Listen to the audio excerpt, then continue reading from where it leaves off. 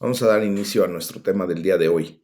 Y para ello les pido por favor que tengan su Biblia abierta y vamos a estar leyendo los primeros tres capítulos del libro de Levíticos. El día de ayer tuvimos la gran bendición de concluir el libro de Éxodo. De esta manera, yo quiero asegurarme que por lo menos una vez en la vida, ¿verdad? Eh, escuches completa la palabra de Dios. Es la idea y bueno, también quiero asegurarme que tú puedas estarla leyendo junto conmigo y de esa manera pues venga la fe que viene por el oír y el oír la palabra de Dios, que justamente es así como dice la misma, ¿verdad? Entonces, les pido por favor, abran su Biblia ahí en Levíticos capítulo 1 y vamos a leer del versículo 1 en adelante. Y aquí se refiere primeramente a los holocaustos. Y dice la palabra de Dios. Llamó Jehová a Moisés y habló con él desde el tabernáculo de reunión, diciendo, habla a los hijos de Israel y diles, cuando alguno de entre ustedes ofrece ofrenda a Jehová, de ganado vacuno u ovejuno, harán su ofrenda. Si su ofrenda fuera holocausto vacuno, macho sin defecto lo ofrecerá. De su voluntad lo ofrecerá a la puerta del tabernáculo de reunión delante de Jehová. Y pondrá su mano sobre la cabeza del holocausto y será aceptado para expiación suya. Entonces degollará el becerro en la presencia de Jehová, y los sacerdotes hijos de Aarón ofrecerán la sangre y la rociarán alrededor sobre el altar, el cual está a la puerta del tabernáculo de reunión, y desollará el holocausto y lo dividirá en sus piezas. Y los hijos del sacerdote Aarón pondrán fuego sobre el altar y compondrán la leña sobre el fuego. Luego los sacerdotes hijos de Aarón acomodarán las piezas, la cabeza y la grosura de los intestinos sobre la leña que está sobre el fuego que habrá encima del altar. Y lavará con agua los intestinos y las piernas, y el sacerdote hará arder todo sobre el altar. Holocausto es, ofrenda encendida de olor grato para Jehová. Si su ofrenda para holocausto fuere del rebaño, de las ovejas o de las cabras, macho sin defecto lo ofrecerá y lo degollará al lado norte del altar delante de Jehová, y los sacerdotes hijos de Aarón rociarán su sangre sobre el altar alrededor. Lo dividirá en sus piezas con su cabeza y la grosura de los intestinos, y el sacerdote las acomodará sobre la leña que está sobre el fuego que habrá encima del altar, y lavará las entrañas y las piernas con agua, y el sacerdote lo ofrecerá todo y lo hará arder sobre el altar. Holocausto es, ofrenda encendida de olor grato para Jehová. Si la ofrenda para Jehová fuere holocausto de aves, presentará su ofrenda de tórtolas o de palominos, y el sacerdote la ofrecerá sobre el altar y le quitará la cabeza y hará que arda en el altar, y su sangre será exprimida sobre la pared del altar, y le quitará el buche y las plumas, lo cual echará junto al altar hacia el oriente, en el lugar de las cenizas, y la henderá por sus alas, pero no la dividirá en dos, y el sacerdote la hará arder sobre el altar, sobre la leña que estará en el fuego. Holocausto es, ofrenda encendida de olor grato para Jehová. Capítulo 2. Las ofrendas. Cuando alguna persona ofreciere oblación a Jehová, su ofrenda será flor de harina, sobre la cual echará aceite y pondrá sobre ella incienso, y la traerá a los sacerdotes, hijos de Aarón, y de ello tomará el sacerdote su puño lleno de la flor de harina y del aceite, con todo el incienso, y lo hará arder sobre el altar para memorial. Ofrenda encendida es, de olor grato a Jehová, y lo que resta de la ofrenda será de Aarón y de sus hijos. Es cosa santísima de las ofrendas que se queman para Jehová. Cuando ofrecieras ofrenda cocida en horno, será de tortas de flor de harina sin levadura, amasadas con aceite, y hojaldres sin levadura, untadas con aceite. Mas si ofrecieras ofrenda de sartén, será de flor de harina sin levadura, amasada con aceite, la cual partirás en piezas y echarás sobre ella aceite, es ofrenda. Si ofrecieras ofrenda cocida en cazuela, se hará de flor de harina con aceite, Y traerás a Jehová la ofrenda que se hará de estas cosas, y la presentarás al sacerdote, el cual la llevará al altar. Y tomará el sacerdote de aquella ofrenda lo que sea para su memorial, y lo hará arder sobre el altar, ofrenda encendida de olor grato a Jehová. Y lo que resta de la ofrenda será de Aarón y de sus hijos. Es cosa santísima de las ofrendas que se queman para Jehová. Ninguna ofrenda que ofrecieras a Jehová será con levadura, porque de ninguna cosa leuda, ni de ninguna miel se ha de quemar ofrenda para Jehová. Como ofrenda de primicias las ofrecerás a Jehová, mas no subirán sobre el altar en olor grato. Y sazonarás con sal toda ofrenda que presentes, y no harás que falte jamás de tu ofrenda la sal del pacto de tu Dios.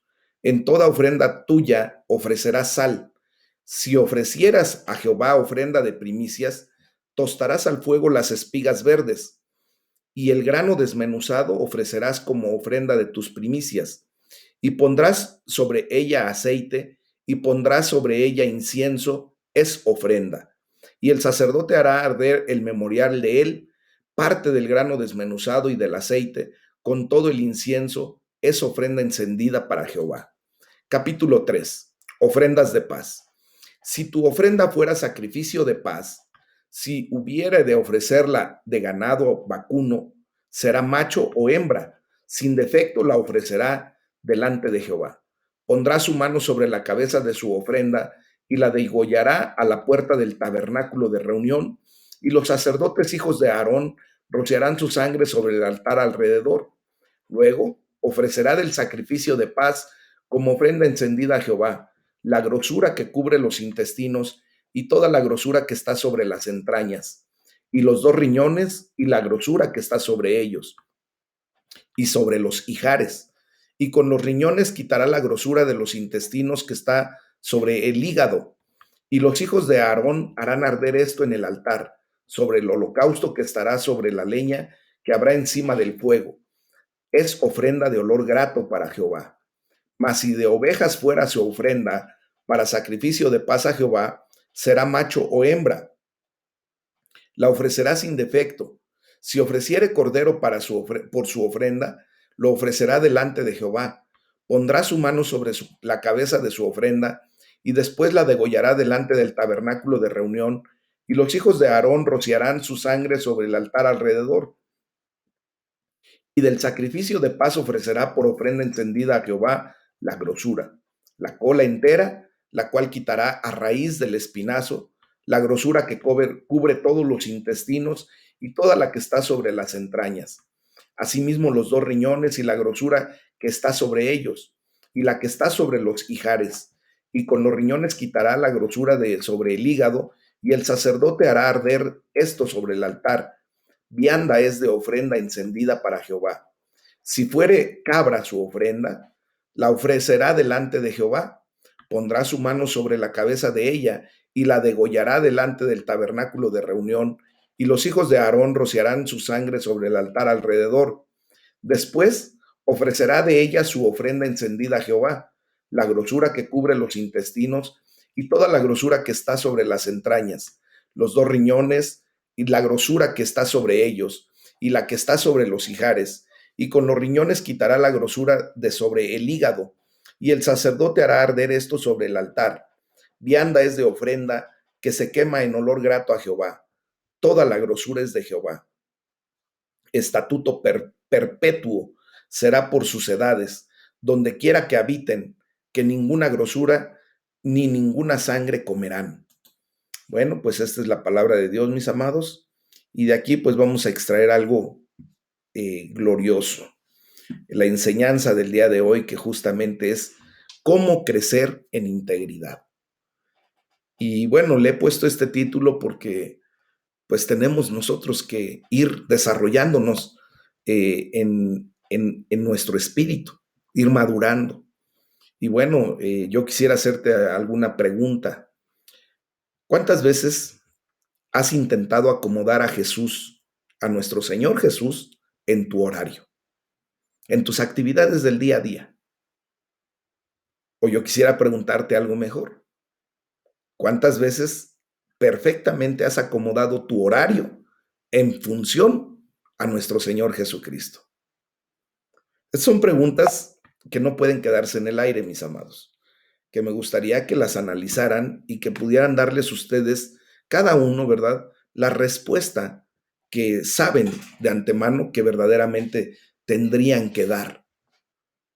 ¿Eres tú el que se acomoda a nuestro Señor Jesucristo o tratas de hacer que Jesucristo se acomode a ti? Miren, hemos hablado mucho acerca de esto. Dios no puede encajar en nuestros planes, sino que nosotros debemos encajar en el plan perfecto de Dios. Nosotros no podemos usar a Dios. Yo creo que tú y yo estamos bien convencidos de que Él no es una herramienta, no es una licuadora, una batidora o una tarjeta de crédito o la lámpara de Aladino a la que podemos ir y tallar cuando se nos antoje. Creo que tú y yo ya tenemos bien claro el concepto de quién es Dios. Dios se ha revelado a nuestras vidas a través de sus santas escrituras y por eso es necesario que las leamos constantemente, las meditemos, porque Dios se expresa de una manera especial y nos ha dado a conocer su esencia, su carácter. Por ejemplo, hoy voy a hablar acerca de una palabra muy especial, que es la palabra santo. Y esta es la palabra que sitúa a nuestro Padre Celestial, a ese Dios todopoderoso, más allá y por encima de nuestros intentos fallidos de encajonarlo en nuestro deseo de fantasía o dentro de nuestros esquemas sobre cómo dejar nosotros una huella en el mundo. Ayer hablábamos acerca de la fama, ¿verdad? Mucha gente trata de adquirir una fama, como lo comentaba el día de ayer acerca de la reina del pop, que es llamada Madonna, que ha tratado de encajar de tal manera a través de su influencia, a través de su fama, de su celebridad, para dejar una huella en la humanidad. Pero yo quiero decirte que la palabra santo significa, primeramente, fíjense bien, que Dios vive por sí mismo, porque Él quiere vivir y ha querido vivir. Y también significa que Él está vivo de una manera que excede por mucho nuestra experiencia o nuestra imaginación. Y es por eso que Él mismo nos dice que no nos hagamos una imagen de lo que pensamos que pueda ser un Dios o ese Dios vivo y verdadero. ¿Ah? Entonces, fíjense que también la palabra santo se refiere a una vida que arde con una intensa pureza, que transforma todo lo que toca en su semejanza. Ese realmente es el Dios en el que hemos puesto nuestra fe y nuestra confianza, ustedes y yo. Es el eterno, el amo del universo, el creador de todo cuanto existe. Y quiero también comentarles que la palabra hebrea que se ha traducido para la palabra santo en español es la palabra kadosh, ¿no? Y esto significa desde su origen que es algo separado o bien apartado, ¿no? Y bueno, pues en algún momento, como lo hemos visto a través de la palabra de Dios, se usó para describir a Dios desde su carácter, desde su naturaleza, que obviamente son mucho más grandes y mucho más maravillosas que las de ninguna otra persona o cosa.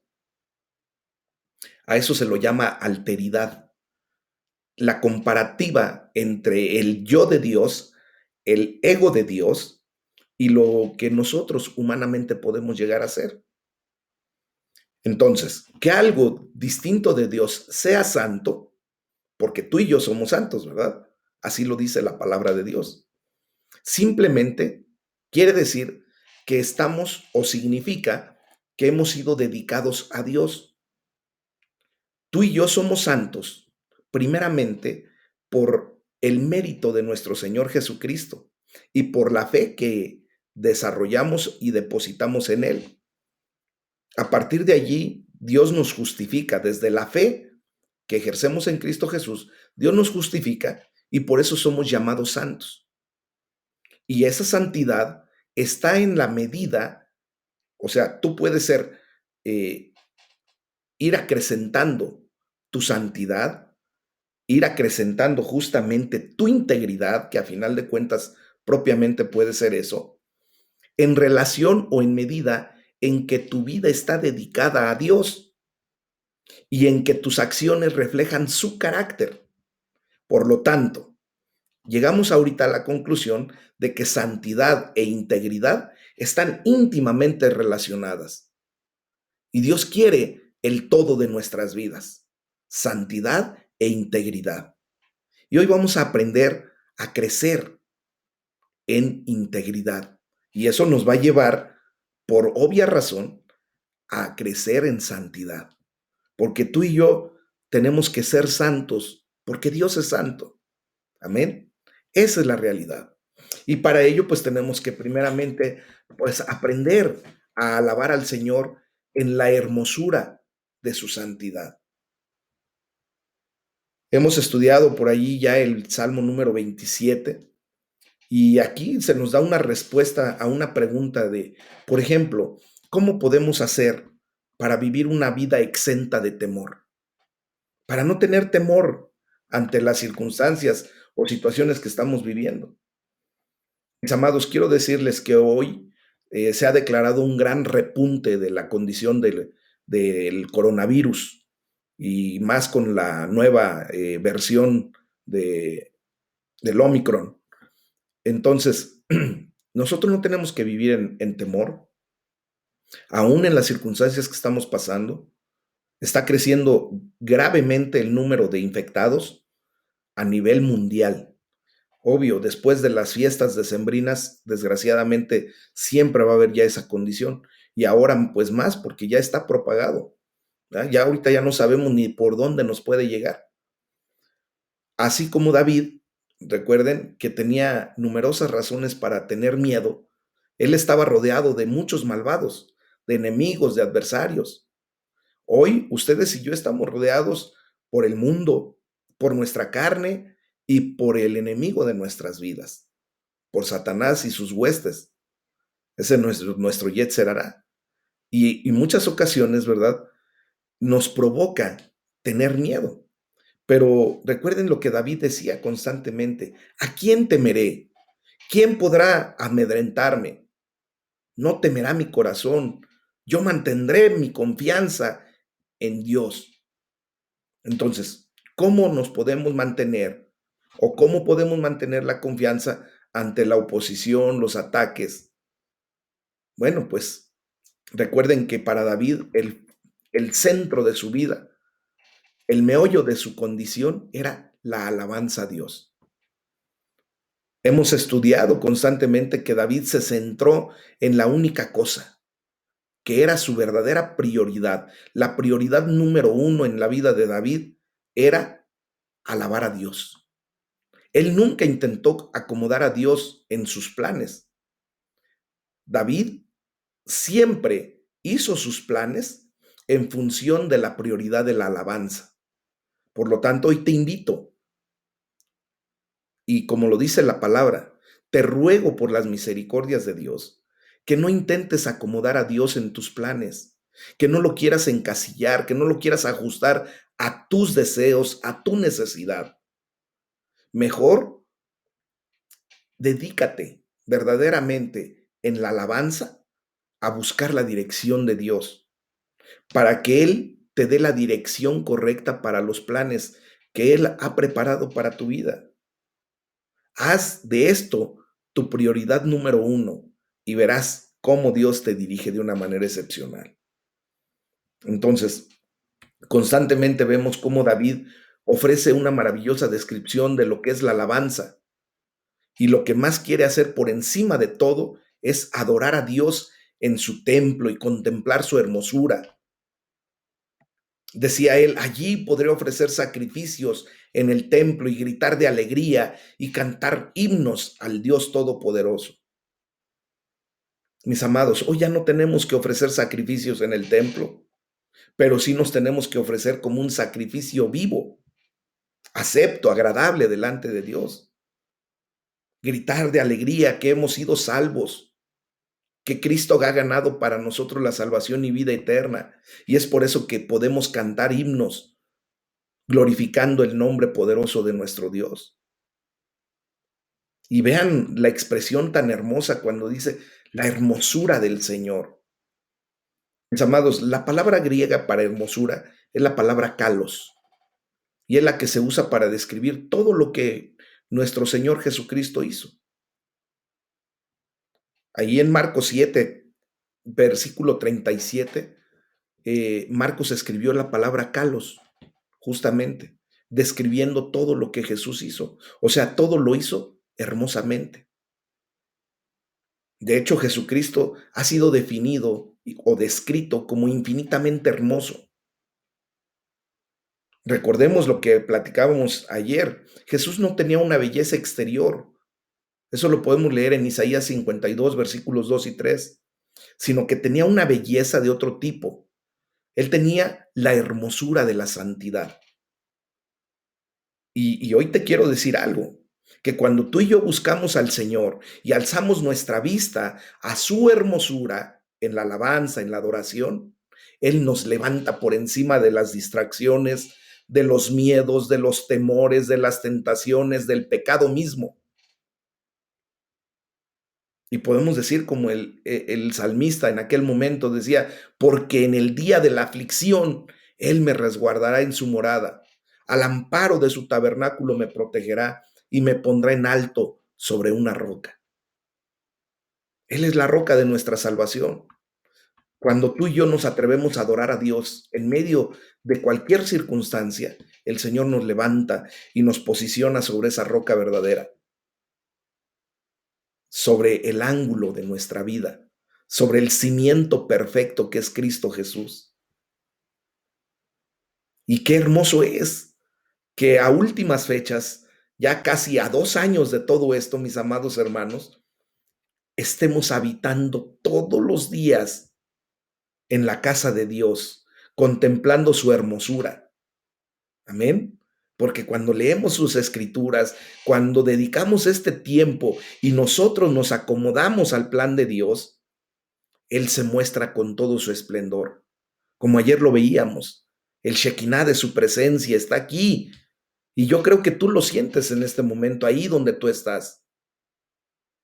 Contemplar la hermosura de Dios, mis amados, es lo más placentero, gratificante, exultante para nosotros, mis amados. Cuando nos atrevemos a entrar por las puertas a los atrios con acción de agradecimiento, con cánticos, con júbilo, el Señor se muestra cuán grande y poderoso es. Y esto nos tiene que llevar a ver una pregunta esencial. ¿Cuál ha de ser nuestra actitud hacia otros hermanos, hacia otros ministerios? Mis amados, tristemente hemos visto que las divisiones entre los seguidores de Jesús empezaron desde muy temprano, desde la iglesia primitiva. Y hoy tal pareciera que la iglesia de Jesucristo sigue en esa triste realidad. Hoy nosotros tenemos que romper con ese tipo de actitudes equivocadas. No somos enemigos, somos el cuerpo de Cristo, mis amados. Tenemos que estar unidos en un mismo sentir, en una misma fe, en un mismo espíritu. Miren, recordemos cómo los discípulos comenzaron a discutir acerca de quién era el mayor. ¿Se acuerdan de los hijos de Zebedeo? Cuando uno quería ser la madre, es más, fue y le dijo a Jesús, Señor, quiero que uno de mis hijos esté a tu derecha y el otro a tu izquierda. ¿Y qué les responde Jesús? Dice, miren, la verdad es que eso ni siquiera me corresponde a mí, pero yo quisiera decirle las características que tiene que llevar una persona que pudiera estar a mi derecha o a mi izquierda. O sea, Jesús habla sobre las características de una vida de santidad, de una vida de integridad. Y por eso tú y yo tenemos que crecer. en nuestra integridad, ser cada vez más completos. La palabra integridad quiere decir estar completos, que no nos falte nada, o sea, perfectos. Y cada día vamos a ir creciendo. ¿Hasta dónde? Hasta la estatura del varón perfecto.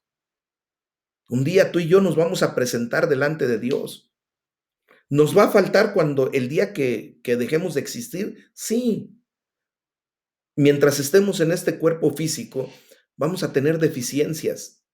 No podremos alcanzar la perfección, pero Jesucristo nos hizo una gran promesa. Y yo creo fielmente que Jesús cumplirá completamente su promesa para llevarnos a estar en una sola pieza delante de Dios. Él dice que lo que nos falte, Él lo va a completar. Entonces, estas características sobre las cuales habla nuestro Señor Jesús de una vida de santidad son las que tenemos que adquirir. Son los valores que nos hacen valer. Y por ejemplo, nuestro Señor Jesucristo empieza con una hermosa palabra que se llama humildad. Jesús primero les dice a sus discípulos en aquel tiempo que no compitan para ser el primero. Desgraciadamente vemos que en nuestra condición humana, en nuestra condición caída dentro de la ley del pecado, la tentación de compararnos está latente todo el tiempo. La envidia, la rivalidad, son grandes peligros, mis amados, que ya debemos aprender a sortear a través de la humildad. Jesús dice que si vas a competir por algo, que sea por conseguir el último lugar. ¿Recuerdan cuando Él lo dijo? Si alguno quiere ser el primero, que sea el último de todos ustedes y que sea el servidor de todos ustedes. O sea, todos ustedes y yo estamos llamados a un servicio humilde. Después viene una palabra que se ha tergiversado, que se ha trillado, que se ha diluido de una manera increíble. La palabra amor. ¿Se recuerdan cuando nuestro Señor Jesús tomó a un niño y lo puso en medio de ellos y abrazándolo les dice, el que recibe en mi nombre a uno de estos niños, me recibe a mí? ¿Qué nos está diciendo? Que debemos amar y darle la bienvenida a todos, a todas aquellas personas que vengan siquiera para escuchar la palabra de Dios. Incluso aquellos que no van a poder hacer nada por ti. Por eso se refiere a un niño, a un débil, a un necesitado, a un menesteroso, a un pobre, que sabes que lo que tú vas a dar no vas a tener ninguna recompensa, humanamente hablando. Pero al amarlo, al hacer esto, al hacer lo que Dios te manda hacer, estás amando y acogiendo a Jesucristo en la persona de ese niño, de ese necesitado, de ese débil. Mis amados, nosotros tenemos que aprender a amarnos los unos a los otros. Es triste escuchar de repente quejas de mis amados hermanos que entre nosotros es que fulano ya me vio mal, es que no me saluda, es que esto, es que el otro. Caray, como si estuviéramos en un nido de aspides. ¿Se imaginan que el Señor Jesucristo viniera cuando justamente tú estás acusando y señalando a uno de tus hermanos? ¿Se reflejaría en ti? ¿Tú serías el espejo de Jesucristo cuando estás señalando o acusando a alguien?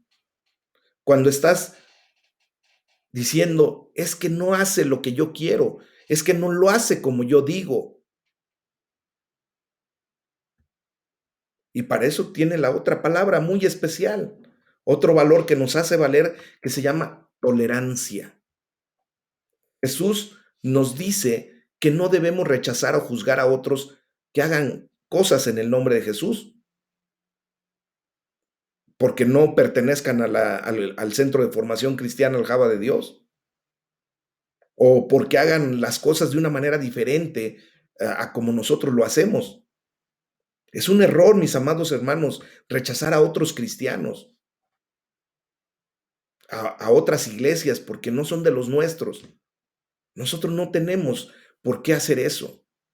El hecho de no tener ese detalle de la tolerancia, mis amados, nos convierte muchas veces hasta en homofóbicos, en toda la extensión de la palabra. No aceptamos que otra persona sea diferente a nosotros. Y yo quiero decirte que un día te tuvieron que aceptar a ti, me tuvieron que aceptar a mí como era, como yo llegué a la iglesia de Jesucristo, con esa podredumbre, con esa suciedad en la que yo me vivía. Y así me aceptaron. Y le doy la gloria a Dios porque a partir de allí me mostraron el amor de Dios. Toleraron mi condición durante cuánto tiempo, yo no lo sé, pero me dieron la oportunidad de crecer y me dieron la oportunidad de conocer al Dios que me ama. No podemos juzgar, no somos nadie para juzgar, mis amados. El único juez justo es nuestro Padre Celestial. Y esto nos lleva a tener disciplina. A veces, desgraciadamente, toleramos mucho el pecado en nuestra propia vida, pero somos muy intolerantes respecto al pecado de los demás. Nuestro Señor Jesucristo nos enseña a ser tolerantes con los demás, pero a ser intolerantes con el pecado en nuestra propia vida. Ahí sí, allí sí hay que hacer las cosas correctamente. Entonces, en ese sentido, mis amados, yo les quiero decir que no es que Jesús nos esté diciendo que nos mutilemos literalmente, ¿verdad?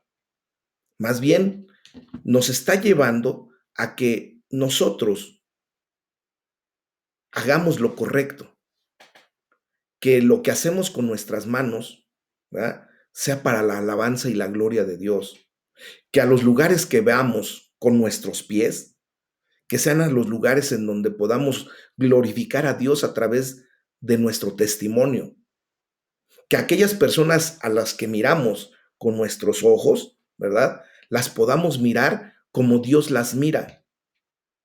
Y en mucho está nuestra relación con nuestros hermanos. Esto es lo que nos está llevando, mis amados, cada día a ir creciendo en madurez, en integridad, en santidad. Cuando tú aprendes a ver a tu hermano como Dios lo ve, te estás dando la oportunidad de verte a ti mismo como Dios te ve. Porque Dios te ve santo. Dios te declara santo. Dios te declara como la niña de sus ojos, como el amado de su corazón. Entonces, ¿quiénes somos nosotros para de repente empezar a señalar a aquellas personas por las cuales también Cristo dio su sangre? Porque todos ustedes y yo fuimos comprados a precio de sangre. No se pagó más por mí, por ser pastor. No se pagó más por un obispo, no se pagó más por alguien en particular. Y mucho menos se pagó menos por el menesteroso, por el necesitado. Se pagó el mismo precio. Esto nos tiene que llevar a ser disciplinados, mis amados. Nos tiene que llevar a ser inflexibles y radicales con el pecado, no con el pecador. El pecado muchas veces suele llevar a la división, pero Jesús nos llama a ser implacables en nuestra determinación de vivir una vida de santidad. Y entonces, si eliminamos la condición de la división entre nosotros como iglesia, pues viene algo especial, que es la paz. Jesucristo constantemente nos dice que no debemos discutir, sino debemos estar en paz los unos con los otros. Él deseaba que todos nosotros nos llevemos bien entre nosotros mismos, que dejemos de discutir, que estemos en paz unos con otros. Y de hecho, Él oró allá en Juan 17:21, que recién lo leímos hace pocos días, porque fuésemos uno, ustedes y yo, para que el mundo creyera en Jesucristo. Así como Él es uno con el Padre, ustedes y yo tenemos que ser uno. Y esto nos lleva a la fidelidad. Jesús nos llama a ser fieles en el matrimonio. Se nos señala, ¿verdad?, que el permiso al divorcio que Dios dio Moisés fue una concesión, no un mandamiento, y fue por la dureza del corazón. Entonces nos llama a ser fieles, leales. Recuerden que se nos compara con la novia de Jesucristo y seremos la esposa un día y tenemos que ser fieles a Él. Entonces, mis amados hermanos, el Señor nos está llamando a crecer en integridad. Amén. Y por último, acerca de lo que leímos de estos primeros 3 capítulos del libro de Levítico, nos enseña a ser santos como el Señor es santo. ¿Se han dado cuenta que a través de la lectura de la palabra de Dios nos vamos observando cómo Dios fue tan específico en muchas cosas, dando instrucciones de qué quería que las cosas se hicieran, cómo quería que las cosas se hicieran, cuándo quería que las cosas se hicieran? Esto nos lleva a comprender que nosotros nos tenemos que adaptar a Él y no esperar que Dios se adapte a nuestra condición. Y entonces viene una pregunta muy fuerte. Te quiero preguntar, ¿cómo puedes vivir una vida santa cuando el mundo a tu alrededor es lo opuesto de santo? ¿Te has dado cuenta que el mundo está de cabeza? A lo bueno le llaman malo, a lo malo le llaman bueno. Se está deteriorando increíblemente la condición de las relaciones interpersonales. ¿Se dan cuenta de esa condición? ¿Cómo podemos ser santos entonces en este tiempo? ¿Cómo podemos verdaderamente vivir en una vida de santidad cuando todo nuestro alrededor nos lleva a hacer lo contrario? Bueno, pues leyendo la palabra de Dios, vemos que cuando el pueblo de Dios estaba a punto de entrar en la tierra prometida, ¿verdad?, después del Éxodo, se da lo que se describe como una pausa narrativa. O sea, un prolongado tiempo, como vamos a llamarle como un tiempo muerto, que Dios utiliza para darle una instrucción y una detallada y meticulosa preparación para vivir santamente en una cultura que no tiene la más remota idea de lo que es ser santo. Me explico. Recuerden que acabamos de leer el libro de Éxodo, justo cuando el pueblo hebreo sale de la tierra de Egipto, ¿verdad? Dios hace obras, maravillas, señales grandes, y Faraón tiene que dejar al pueblo de Dios ir a adorarlo. Y después el pueblo de Dios sigue su camino, pero si se dan cuenta, de allí hasta el libro de Josué, que es cuando Dios le da la instrucción a Josué, ya no a Moisés, sino a Josué, para venir y conquistar la tierra prometida, primeramente con la ciudad de Jericó, hay un lapso de 3 libros muy especiales: Levítico, Números y Deuteronomio, que nos dan una instrucción completa y nos dan una detallada y meticulosa preparación para vivir santamente. Y por eso necesitamos ustedes y yo estudiar y comprender esos libros que, aunque de manera general se le hace a muchas personas aburridos, tediosos, repetitivos, pero que a final de cuentas nos dan esa instrucción, esa preparación para que tú y yo nos enfrentemos a esta cultura, a este mundo que no tiene la más remota idea de lo que significa ser santo. Para eso Dios nos dio estos libros y para eso tenemos que darles un tiempo. Si se dan cuenta, hay muchas cosas que Dios establece que obviamente ya no las tenemos que llevar nosotros, pero que espiritualmente sí tenemos que observar. Por ejemplo, el hecho de que leímos que la persona que llevaba a un animal para ser sacrificado tenía que poner su mano sobre la cabeza de ese animal y después ser degollado el animal y rociar su sangre. Esto nos da una idea muy clara de lo que en aquel momento se estaba generando con esa actitud. La persona que ponía la mano sobre la cabeza de ese animal técnicamente le transmitía todo su pecado y una vez que era degollado, el derramamiento de esa sangre le proveía perdón de pecados. Obviamente la sangre de machos cabríos, de becerros, de palominos, servía para expiar, para perdonar el pecado durante un tiempo y por eso tenían que repetir constantemente esto. Hoy, mis amados hermanos, ustedes y yo pusimos nuestra mano sobre la cabeza de nuestro Señor Jesucristo como ese Cordero de Dios que fue sacrificado para el perdón de nuestros pecados. Él derramó hasta la última gota de su sangre. Y allí fue el pago de toda nuestra pecaminosidad. Eso fue una vez y para siempre, porque fue el sacrificio perfecto. Hoy tenemos que observar todo esto para ir viviendo en santidad.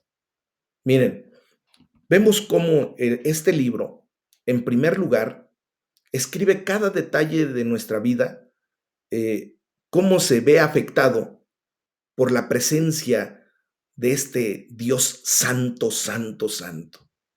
¿Te has dado cuenta desde que llegaste a los pies de Cristo que tu vida ha sido realmente afectada? Porque la presencia de Dios ya está en tu vida. Has venido a un nuevo nacimiento. Eres llamado a la santidad en cada aspecto de tu vida diaria.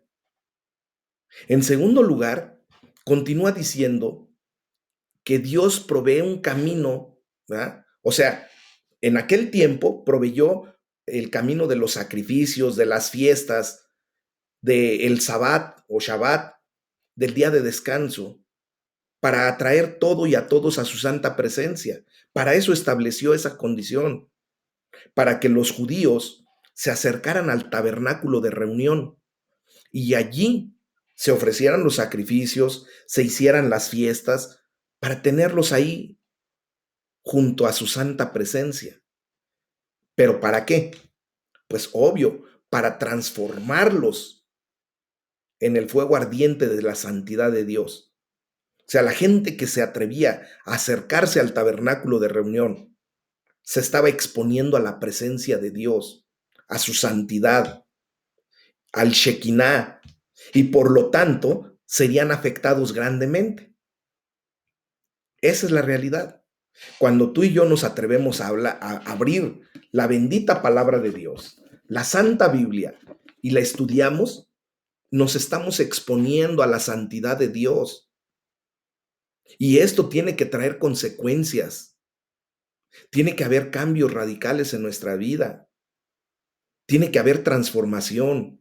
Pero sobre todo, Dios quiere traer crecimiento de integridad, de santidad en nuestras vidas, mis amados.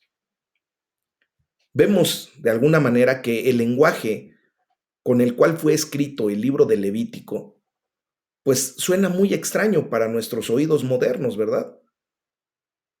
Por ejemplo, la ley requería que el sacrificio fuera perfecto, o sea, sin defecto. Cosas que nosotros ya no podemos entender de bien a bien. Otro tipo de expresiones que mediante el sacrificio se realizaba la expiación. Ya para nosotros la expiación prácticamente dejó de ser, pero simbólicamente como les comentaba, por medio de la imposición de manos sobre la cabeza de los toros, de las cabras, de los corderos, se pasaba el pecado al sustituto que habría de ser sacrificado en lugar de los seres humanos. Eso en nuestro lenguaje actual prácticamente es inconcebible. ¿A quién de nosotros nos gusta siquiera ver que se mate a un animal para consumo humano, para que la carne de ese animal la podamos comer? Yo he escuchado a muchos hermanos que dicen, yo la verdad no quiero ni ver cuando matan al animal. Ya cuando lo mataron por allá y no lo vi y me lo presentan ya en un bistec, ¿verdad? Bien cocido, sí me lo como, pero si yo veo cuando lo matan, no. Obvio, para ya en nuestra época, ver el sacrificio de esa manera se nos hace hasta grotesco. Pero la sangre del sacrificio era extremadamente importante, mis amados hermanos, porque sin el derramamiento de sangre no hay perdón de pecado. Ahora tenemos la gran bendición, mis amados, de que todo esto se puede entender completamente a la luz del Nuevo Testamento. Por eso tengo yo la necesidad de complementar en este comentario, en este devocional y en todos los devocionales. Si se dan cuenta, tengo la necesidad de implementar lo que el Nuevo Testamento nos enseña respecto a lo que leemos del Antiguo Testamento. ¿Y por qué? Porque el autor, por ejemplo, de los Hebreos nos cuenta justamente lo que les comentaba, que sin derramamiento de sangre no hay perdón de pecados. Lean ustedes en Hebreos 9:22. Nos explica libro de los Hebreos que la ley es una copia, pero también es una sombra. En otras palabras, la ley o el Antiguo Testamento simplemente es una prefiguración y una imagen de algo mucho más grande y maravilloso. Y sí, ya lo intuiste, ya tienes claro el concepto. La ley simplemente es la figura previa o la imagen previa de nuestro Señor Jesucristo, del glorioso, del majestuoso, del grande, del Rey de Reyes, del Señor de Señores. Y es por eso que tenemos que ir conjugando y conjuntando propiamente el Antiguo y el Nuevo Testamento, porque hay una conexión tan perfecta que solo el Espíritu Santo podía hacer para que ahora podamos entender muchas cosas de las que ya nosotros dejamos de escuchar o de ver hace muchísimo tiempo. Amén. Y sigue de la siguiente manera el libro de Levítico. La ley es solo una sombra de los bienes venideros y no la presencia misma de estas realidades, ya que es imposible que la sangre de los toros y de los machos cabríos quite los pecados. Entonces, nos damos cuenta que en conjunción o en unidad con el libro de Hebreos, pues todo nos está llevando al sacrificio perfecto del cuerpo de nuestro Señor Jesucristo, ofrecido una vez y para siempre. Porque con un solo sacrificio, Dios ha hecho perfectos para siempre a los que está santificando. Y recibimos el perdón total. Y cuando todos nosotros los que aceptamos a Cristo como Señor y Salvador, cuando lo declaramos verdaderamente desde lo profundo de nuestro corazón, esto nos lleva al perdón de nuestros pecados. Y ya no hace falta otro sacrificio por el pecado, mis amados. Así que el Nuevo Testamento nos dice que ya no se necesita ninguno de aquellos sacrificios, pero esos sacrificios conforman el antecedente para que podamos comprender la magnitud para el sacrificio de Jesús. Nos ayudan verdaderamente a comprender lo increíble que fue ese sacrificio, lo grandioso, mis amados. En el Antiguo Testamento, si se recuerdan, por ejemplo, cuando estudiamos el libro de Job, Job hacía holocaustos, sacrificios todos los días por la vida de sus hijos, por si habían pecado y por su vida misma. Todos los días, mis amados. Ustedes se imaginan el sacrificio de tantas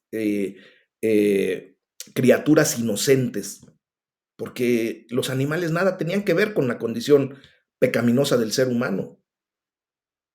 Entonces, imagínense la cantidad de sacrificios que se llevaron a cabo durante todo el periodo de la ley. Ahora que estamos en el periodo de la gracia, para iniciar el periodo de la gracia, quiero decirles que se realizó el único sacrificio perfecto. Y ese es el antecedente. Y ahora por eso en el periodo de la gracia, ustedes y yo ya no tenemos que ir a algún lugar en particular llevando a un animal inocente para que nuestros pecados sean perdonados. La santidad, mis amados hermanos, empieza con poner nuestra fe en lo que Jesús ha hecho por cada uno de nosotros y pedir que su Espíritu Santo venga a nuestra vida para ayudarnos a comenzar a vivir una vida de santidad, que nos guíe a toda verdad y a toda justicia. Y esto se hace en agradecimiento por todo lo que Dios ha hecho por cada uno de nosotros, por medio del sacrificio de Jesús que fue hecho en nuestro favor. Ahora, ustedes y yo, como nos lo enseña Romanos 12:1, debemos aprender a ofrecer nuestro cuerpo como sacrificio vivo, santo y agradable a Dios. Que este es el verdadero culto racional que debemos ofrecer, sabiendo por qué lo hacemos y para quién lo hacemos. Sabiendo que cuando yo me sacrifico no es para degollarme a mí mismo, no, es para negarme a mí mismo, que es otra cosa muy diferente. Negarme a mí mismo significa que mi voluntad la hago a un lado, la quito del centro de mi condición y permito que la voluntad de Dios se manifieste en mi vida. Este es el verdadero culto racional que debemos ofrecer, mis amados.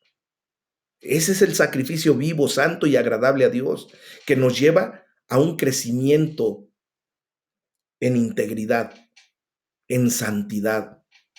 Ahora ustedes y yo ya no tenemos que llevar el título como lo veíamos ayer, ¿verdad? De santidad a Jehová, amarrado con azul. No, ya no. Eso ya está cincelado en nuestro corazón, mis amados. Pero el hecho de que no llevemos ese título aquí, que todo mundo lo pueda leer, no nos da el permiso de hacer de nuestra vida lo que queramos y seguir pecando.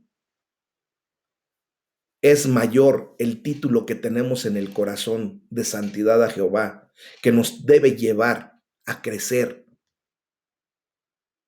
a madurar, a vivir la experiencia más gloriosa que un ser humano puede vivir en la faz de esta tierra, que es la santidad a Jehová. Cuando verdaderamente nos ofrecemos en sacrificio vivo, santo y agradable a Dios. No dejando que este mundo nos siga embaucando y nos siga llevando por esa corriente de desenfreno, en donde a lo malo le llaman bueno y a lo bueno le llaman malo. Ustedes y yo tenemos el discernimiento que el Señor nos ha dado. Tenemos al Espíritu Santo de Dios, que es el que nos guía a toda verdad y a toda justicia. Ya no podemos nosotros decir, es que se me hacía medio bueno. No, no, mis amados. Hoy tenemos que poner las cosas en el orden que debe ser. Al pecado llamarle pecado. Y a la santidad llamarle santidad. Tú eres santo por el mérito de nuestro Señor Jesucristo. Y tú eres santo porque Dios es santo. Amén. Hoy hay que darle toda la gloria a nuestro Padre Celestial, estando llenos de agradecimiento y alabanza, así como David. Él entendió perfectamente bien todo esto. Y por eso Él se ofrecía constantemente en sacrificio vivo. Hoy dile al Padre Celestial: Padre, hoy te ofrezco mi cuerpo, mi ser, como un sacrificio vivo. Yo te pido, mi Dios, que por medio de tu Espíritu Santo, que ahora vive en mí, que ahora mora en mí, me ayudes a que este sacrificio vivo sea acepto y agradable para ti. Ayúdame a ser santo como tú eres santo, Señor. Eso es lo que tenemos ya que aprender a orar, mis amados. Esta es la bendición que tenemos del poder tener la palabra de Dios escrita para nuestras vidas. Es por eso que tenemos que acomodar nuestros horarios para dedicarle el tiempo necesario a nuestro Padre Celestial. Cuando tú te decides a poner por primero a Dios, buscando primeramente el reino de Dios y su justicia, todo lo demás te vendrá por añadidura. Estoy cierto y seguro que si ahorita yo hiciera una encuesta de los hermanos que amablemente toman la decisión de llevar el seminario en las mañanas, de 8 a 9 de la mañana, y después en las noches también llevar el devocional de 9 a 10 de la noche, estoy seguro que cada uno de los que han sido más constantes puede dar testimonio de que es el mejor tiempo empleado en el largo del día, en el transcurrir de todo el día. Porque después de esos tiempos, mis amados, tenemos la guianza divina, tenemos la paz de Dios, tenemos la presencia de Dios en nuestras vidas. Dormimos en paz, descansamos, al otro día escuchamos la palabra de Dios, entramos en coinonía con Él, bendecimos su nombre, oramos, restablecemos nuestra relación, la cultivamos, esa relación personal con Dios, y todo el demás día pasa de una manera excepcional, bendecida, bendecido el día. No podemos acomodar a Dios a nuestros deseos, a nuestros caprichos, a nuestros tiempos.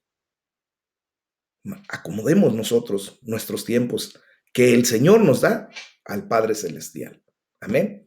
Es el tema del día de hoy. Vamos a orar.